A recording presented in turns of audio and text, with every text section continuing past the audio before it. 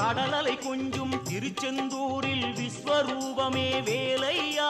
பழமுதி சோலை அறுபடை வீடும் புண்ணிய தரிசனம் முருகையா திருநீர் அணிந்து வரும் போது நெஞ்சில் நிம்மதி பிறக்குது கந்தையா சுகனே சிவனார் மகனே உன்னை பாட பாட சுகமாகுதையா வேல் முருகா அரோகரா